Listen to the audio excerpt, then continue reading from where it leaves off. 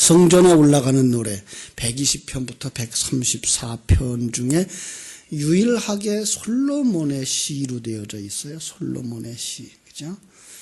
어떤 사람은 이게 성경이 이 주제가 일치하지 아니한다. 하나는 집을, 성을 얘기하고 하나는 자식을 얘기하기 때문에, 그러니까 두 편의 시가 한데 모아진 것은 아니냐라고 봅니다. 그냥 산업에 관한 내용이고 이 세상의 이것들을 이야기한다 그러면 주제가 다를 수가 있습니다. 그런데 우리는 이제 그동안 성경 보시는 법을 같이 이렇게 묵상했기 때문에 집이라고 하는 것 자체도 바로 우리들의 문제고, 여기 자식이라고 되어 있는 아들의 문제도 바로 우리들의 문제인 것을 아주 쉽게 이해할 수가 있죠. 그죠? 그 신령한 눈이 열린 사람들은 이제 이렇게 볼 수가 있는 거예요, 사실은. 집이라고 하는 것, 성경 속의 집은 대부분이 다 성전을 가르쳐요. 성전. 그죠? 또 신전도 있어요. 그래서 우리가 성경을 살펴보면 신전을 세우는 자들, 그것은 바로 세상 사람들이고요. 하나님의 사람들은 성전을 세우는 자고 이렇게 나오죠. 그래서 여호와께서 집을 세우지 아니하시면, 이건 누가 세우는 거예요? 여호와께서 세우는 집이니까 어떤 것이겠어요? 성전이죠. 그죠? 사람이 세우면 신전이 되는 거죠. 자기를 위한 집이 되는 거예요. 출애굽기 1장에서 보면 우리가 쉽게 알 수 있죠. 출애굽기 1장 11절에 보면 이제 이스라엘 백성들이 애굽에 들어가서 그들이 바로를 위하여 비돔과 라암셋을 건축하게 하니라. 여기 건축하다라는 말이 바로 세우다의 뜻이에요. 바나라고 하는 원어인데 세우다예요. 창세기 11장 4절에서도 그들이 성과 탑을 건설하자, 이 바벨탑 쌓는 거죠. 그래서 건설하다라고 하는 것 역시 바나의 뜻을 썼어요. 그렇게 이제 비돔과 람셋, 바벨 성, 바벨 탑 담보가 되는 거죠. 자기를 위하게 되는 거예요. 자기의 행복, 자기의 성공을 위해서 쌓는 이 바벨탑, 바벨의 사상. 그러면 그 세우는 자들의 수고가 헛된 거죠. 당연한 거죠. 그죠? 그들은 자기의 신전을 세우는 거니까. 그러니까 우리는 그동안에 이렇게 성경을 읽으면, 이거 우리 집을 세우는 거구나, 우리 사업을 세우는 거구나, 우리 자식들의 얘기구나, 이렇게 보셨는데, 조금 더 정확하게 보면 우리들의 영적인 문제들을 이야기하고 있는 것 알 수가 있습니다. 그래서 고린도전서 3장 10절로 15절에 보면은 어떤 집을 세우죠? 금과 은과 보석으로 세우는 자들과 나무와 풀과 짚으로 이제 세우는 자들을 이렇게 대조시키고 있죠. 그죠? 그러면서 헌신과 수고를 은과 금과 보석이 되도록 하라고 요구하기도 하고요. 더 정확하게 말하면 뭘 것 같아요? 바로 성도들이죠. 성도들 보석. 요한계시록에 가서 보면 금과 은과 보석은 다 성도들이에요. 그러니까 아주 쉽게 얘기하면 그 성령의 불로 태워져서 없어질 것들, 그것들을 갖다 여기서 이제 나무와 풀과 집, 열매가 하나도 없잖아요. 나무와 풀과 집, 열매가 아닌 것들이죠. 열매 없는 것들이죠. 그런 것들은 다 없어지는 것이고, 금과 은과 이 보석은 이제 우리가 요한계시록에 가서 하나님이 성전을 짓는 새 성 예루살렘을 소개할 때에 나타나는 바로 그러한 것들, 바로 금과 은과 보석. 다시 말하면 이 보석을 가진 자들이 누구예요? 성도들인 거죠. 그 보석들만 남는 거예요. 옛사람은 사라지겠죠. 어떤 면에서 옛사람은 여기서 이제 그렇게 해석해도 되죠. 풀과 집, 나무. 그것은 열매가 아니에요. 하나님이 원하시는 열매가 아니에요. 하나님이 원하시는 것은 바로 우리 안에 있는 하나님의 백성들인 거죠. 그래서 고린도전서 3장 9절에도 보면은 너희는 하나님의 집, 이렇게 말해요. 너희는 하나님의 집, 고린도전서 3장 9절이죠. 성전이죠. 여기서 세우는 집 역시 성전이냐 신전이냐예요. 금과 은과 보석으로 지은 집은 성전일 것이고요. 그죠? 나무와 풀과 짚으로 세우면 신전인 거죠. 바로 그런 면에서 그것은 헛되다. 더 쉬운 말로 말하면 예수 그리스도를 기초로 하여, 여기 터라고 되어져 있는데 그게가 기초예요. 진리의 체계예요. 더 쉬운 말로 모퉁이 돌이에요. 예수 그리스도가 모퉁이 돌. 그 히브리인들의 사고 속에서 모퉁이 돌은 어떤 돌이라고요? 그 집을 짓는 재료의 첫 것. 그죠? 그러면 그 집은 모두 다 그러한 것으로 세워지는 거예요. 그러니까 그리스도가 모퉁이 돌이 되어지면 그 다음의 돌도 그리스도예요. 그 다음의 돌도 그리스도예요. 그래서 바로 거듭난 자들, 그들 안에 하나님의 생명을 가진 자들, 십자가에서 죽고 부활한 자들, 바로 성도들이에요. 그래서 그들만으로 이루어진 것이 요한계시록의 새성 예루살렘인 거죠. 그들만 남는 거예요. 그 외의 것은 이 세상에 가지고 있었던 것, 이 세상의 욕망으로 가득 찼던 것, 자기를 위하여서 쌓고 싶었던 성탑 다 사라지는 거죠. 그렇습니다. 그러므로 1절이 말한 것처럼 여호와의 집이, 여호와께서 집을 세우지 아니하시면 하나님이 세우는 집만 영원한 거죠. 여호와께서 성을 지키지 아니하시면, 이렇게 얘기를 해. 또 두 번째, 여호와께서 성을 지키지 아니하시면, 그러니까 여호와께서 지키는 성과 사람이 지키는 성을 대조하고 있는 거죠. 그죠? 그러므로 여호와께서 지키는 성은 어떤 성이겠어요? 성전이죠. 새성 예루살렘이죠. 그리고 내가 지키는 성, 세상의 예루살렘이죠. 자, 세상의 예루살렘 그러면은 마태복음 23장에서 예수님이 그 예루살렘을 보면서 탄식하신 것이 있죠. 그죠? 예루살렘아, 예루살렘아. 너희들이 선지자를 죽이고 파송된 자를 죽였는데 왜 선지자를 죽이고 왜 파송된 자를 죽이죠? 마태복음 21장에 보면은 주인이 포도원과 망대를 다 만들어 놓고 다른 사람에게 주고 타국에 갔다라고 하는 비유가 나오죠. 그리고 때가 돼서 종들을 보내죠. 이거예요. 그런데 그들을 죽여요. 아들을 보내죠. 그들도 죽여요.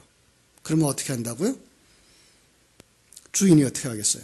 마태복음 23장 38절 말씀처럼 예루살렘 너희 집이 황량하게 되리라. 초토화시키는 거죠. 그건 그 당시에 그 예루살렘만 얘기하고 있는 게 아니라 이 땅에 신전으로 짓고 있는 사람들이 지키는 성 예루살렘을 얘기하고 있는 거예요. 이게 신전이 돼버린 거죠. 왜요? 거기에 생명이 없어요. 제가 전에 그런 얘기를 했어요. 그들이 왜 선지자들을 죽이고 종들을 죽였을까요? 왜 예수님이 그 주인이 가서 열매를 가져와라 하는 그들을 죽였을까요? 주인이 원하는 거 그들의 전 재산일까요?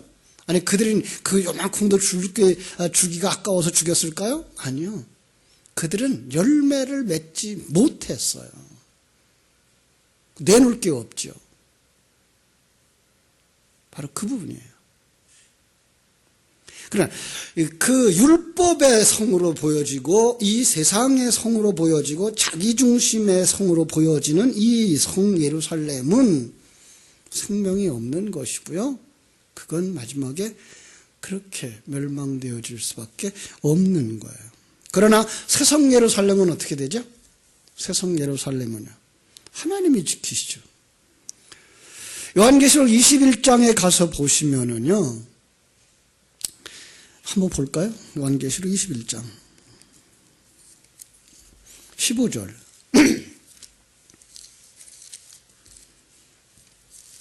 21장 15절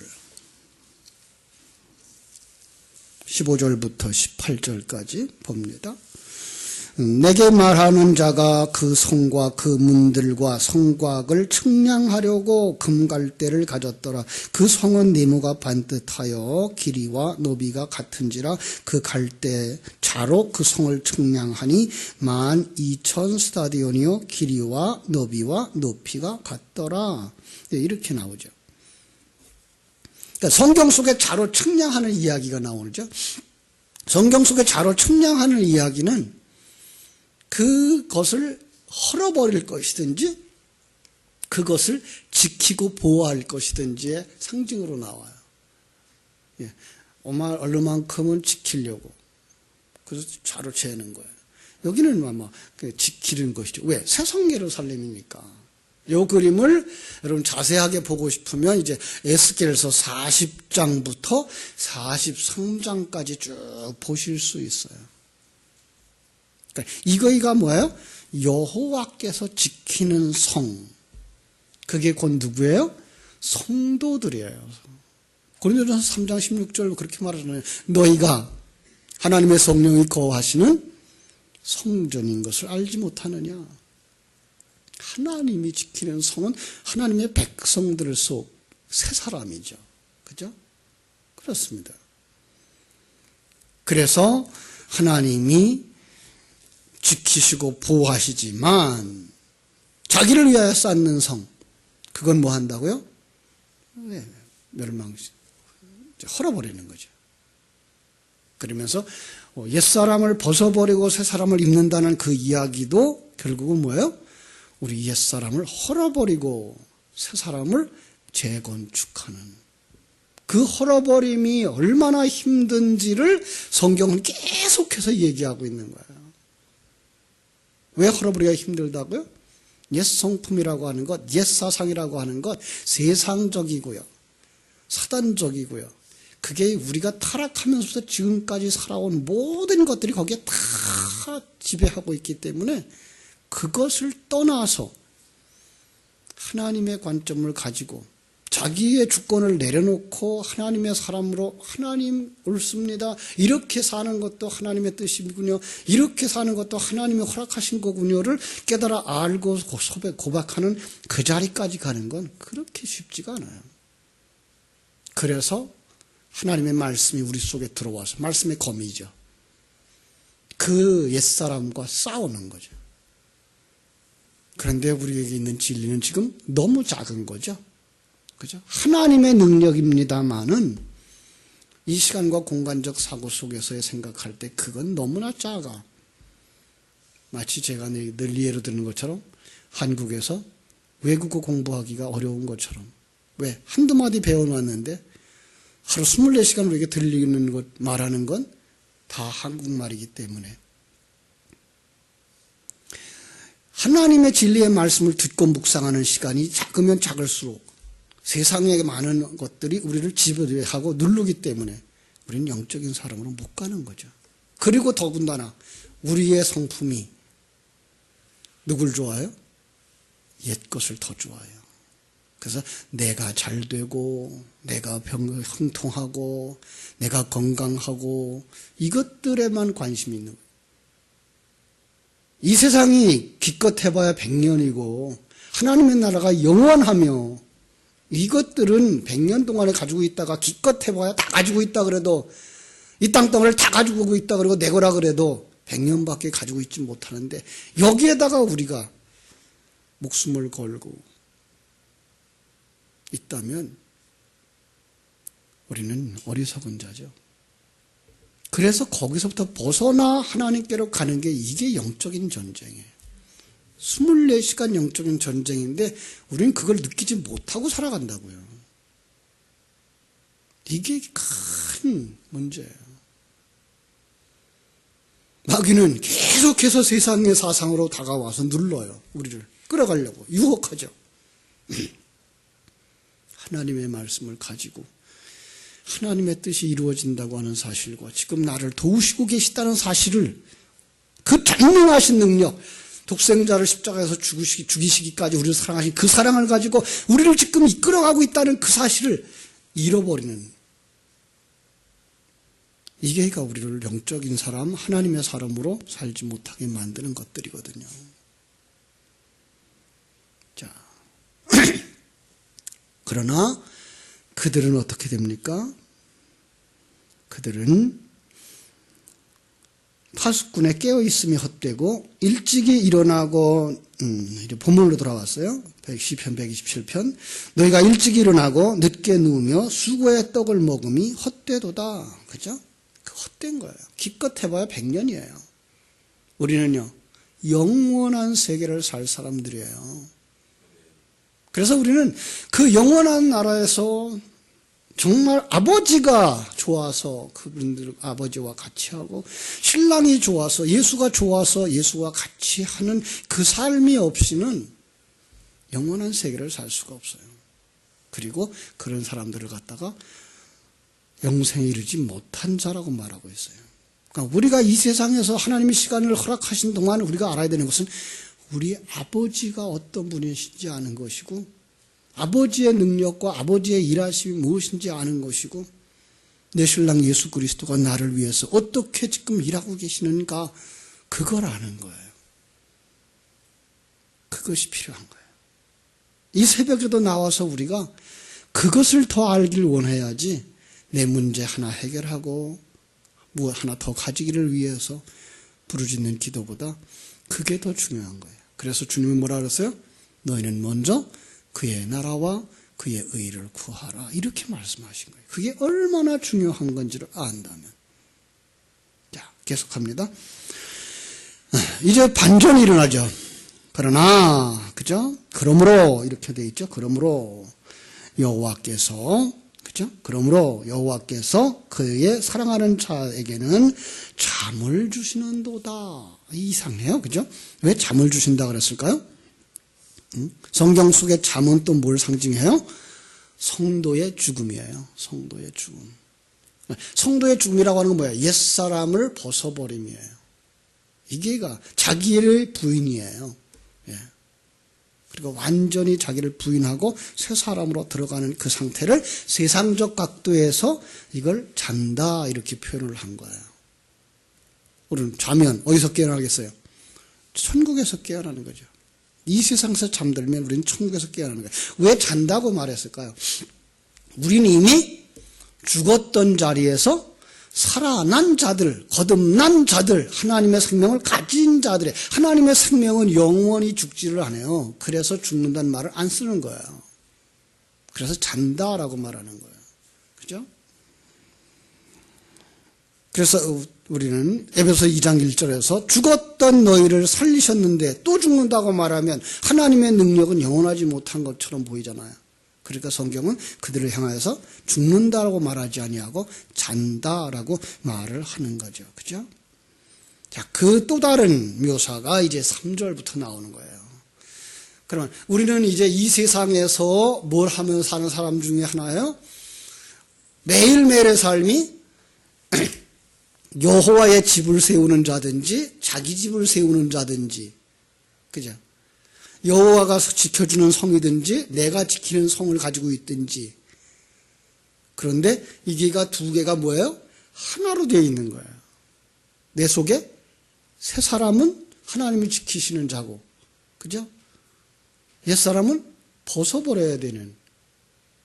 그러면서 완성이 뭐예요? 이 세상의 것을 벗고 잠드는 것으로 완성된 거예요. 그러면 이제 천국에서 새성 예루살렘으로 나오겠죠? 자, 그 또 다른 그림이 이제 3절부터 나오는 거예요. 3절 뭐예요? 보라, 자식들은 여호와의 기업이요 그랬어요.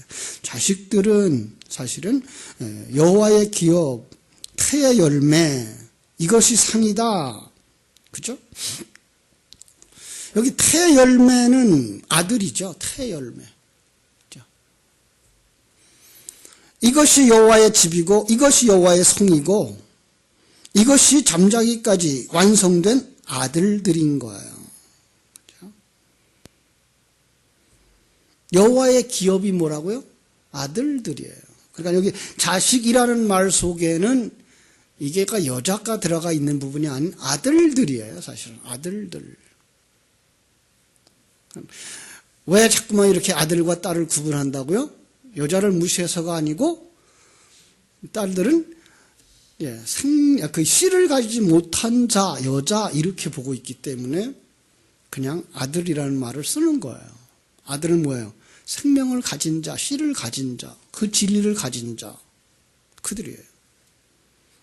그리고 보면 여기서 앞에서 지금 완성된 하나님의 사람들, 그죠? 자, 그 젊은 자식들은 장사의 수중의 화살들이에요. 젊은 자의 자식이라기보다는 젊은 자식들은 이게 더 나아요. 젊은 자식들이에요. 그러니까 지금 우리는 영원히 살 젊은 사람들이잖아요. 아들들이죠. 그들은 뭐예요? 여호와의 기업이요. 젊은 자의 자식은 장사의 수중의 화살 같으니, 그래서 장사의 수중의 화살과 같다. 아들들은 여호와의 진리가 하나님의 백성 속에서 옛사람을 벗고 아들로 태어나 진리의 결정체가 된 것, 이것이 뭐예요? 젊은 자식들이고요. 그렇죠? 그럼 장사, 여기 용사, 군인이에요. 군인의 수중의 화살. 수중이라는 말은 뭐예요? 손이에요, 손. 손에 있는 능력의 자원이다예요. 뭐 할 때 써요? 전쟁할 때 쓰는 거죠. 그래서 복이 있다. 이것이 가득한 자는 수치를 당하지 아니한다. 부끄럽지 아니할 것이다. 그러는 거예요. 어디서 부끄럽지 않아요? 쏴르라는 성문. 어느 성문이에요? 새성 예루살렘. 그리고 그리고로 들어가는 문이 예수 그리스도죠. 양의 문이니까. 그러니까 원수들과 뭐 할 때? 담판할 때에 그랬는데, 원수들부터 먼저 살펴보죠. 세상적 관점, 사단의 사상, 나 주심의 욕망과, 그죠? 담판인데 말하다예요. 그러니까 세상 사람들이 말하죠. 조롱하죠. 어디가 생각나요? 예수님 십자가에 못 박혔을 때. 마태복음 27장 38절로 43절에 보면 두 강도 가운데에 예수님이 못 박혀 있어요. 지나가는 자들이 머리를 흔들며, 우리말로 말하면 혀를 차면서 이리 말해요. 그죠? 네가 하나님의 아들이면 십자가에 내려와. 희롱하죠. 세상이, 사단이 오늘도 성도들을 향하여서 하는 말, 네가 하나님의 자녀면서 그렇게 사냐? 그런데 그때에도 예수님 부끄러워했다? 아니요. 부끄러워하지 않는다. 왜요? 나는 하나님의 아들이니까. 하나님이 나를 이렇게 만드셔가고 있으니까. 이 세상에서 볼 때는 목수의 아들이고 볼품없어 보이지만 우리예요. 세상 사람들의 눈에는 뭐 하나님의 아들을 예수 믿는 사람들이 뭐가 더 대단해? 세상의 눈으로는 아니 보여요. 그러나 하나님의 사람들은 보여요. 자기가 하나님의 아들이며 하나님이 사랑하고 지키는 성이며 하늘나라를 다 주시는, 다 받은 아버지의 아들인 것이 보이는 거죠. 그럴 때에 뭐 할 수 있어요? 부끄러워하지 아니하리로다예요. 그렇습니다. 여러분들이 이 신앙을 가지고 오늘을 사셔야 됩니다. 여러분의 삶의 현장 누가 지켜요? 하나님이 지키십니다. 하나님이 함께 하십니다. 그냥 하나님이 바쁘게 여기 왔다 저기 갔다 하시다가 여러분 잠깐 한눈 팔고 아이고 못 돌봐줬네 이러는 거 아니고요. 하나님이 여러분을 눈 깜빡할 사이도 없이, 그죠? 항상 지키시고 보호하시고 인도하시고 만드시고 계시다는 사실을 결코 잊지 마십시오. 이런 사람들 복이 있도다가 128편이에요. 시편 128편. 바로 그래서 복이 있도다, 이 첫 단어가 복이 있도다예요. 그리고 129편은 그와 상반된 자들, 저주받은 자들의 얘기가 나오는 거죠. 그래서 저주받은 자들은 세상 사람들만 얘기 보지 마세요. 물론 불신자들, 하나님을 알지 못하고 하나님의 생명을 가지지 못한 자들, 다 저주받은 자들입니다만은 더 중요한 건 내 속에 있는 옛사람, 그거 벗어버려야 되는 거예요. 그죠? 포함해서 뭐까지? 세상도, 사단도, 세속적인 욕망도, 이건 다 저주받을 것들이고, 복 있는 자는 어떤 자들이에요? 새 사람, 하나님의 사람들이. 그래서 나는 이렇게 하나님과 함께 살아가고 만들어가는 거구나를 눈이 열려야 볼 수 있고, 감각이 살아나야 하나님이 나와 함께 하시고 하나님이 나를 만들고 계신 사실들이 깨달아져서 항상 기뻐할 수 있고 감사할 수 있게 되는 것입니다. 여러분의 생명이 점점 더 자라나고 여러분의 감각이 점점 더 자라나서 하나님이 여러분과 함께하고 계신 사실들이 믿음으로 느껴지고 깨달아지게 되기를 주님의 이름으로 축원합니다. 기도하겠습니다. 하나님 우리 아버지, 여호와께서 세우는 집 바로 성전인 것을 압니다. 하나님께서 지키시는 성전인 줄 압니다. 하나님이 이렇게 우리를 성전으로 삼으시고 새성 예루살렘으로 삼으시고 지키시고 보호하고 있다는 사실, 바로 우리를 태의 열매로 삼으시고 젊은 자식의 장사의 수중에 화살처럼 여기셔서 참으로 하나님 앞에 서게 하시고 우리가 주님이 서셨던 그 성문 앞에서 부끄러워하지 아니했던 것처럼 우리도 십자가를 통하여 주님의 새 예루살렘으로 들어가는 그 문 앞에서 세상 것을 가지지 못한 것 때문에 세상 사람들이 비교하는 그 비교에 이르지 못하기 때문에 부끄러워하고 창피스러워하고 수치스러워했다면 다시 한번 신령한 눈을 열고 내 아버지 하나님을 자랑할 줄 알고 내 신랑 예수 그리스도를 자랑할 줄 알고 천국을 자랑할 줄 아는 사람으로 바뀌어지도록 성령이여 역사하여 주시옵소서. 오늘 하루에 시간 분분초초마다 이 하나님을 묵상하면서 동행하는 삶을 누리는 기쁨을 주시옵소서. 예수님의 이름으로 기도하옵나이다. 아멘.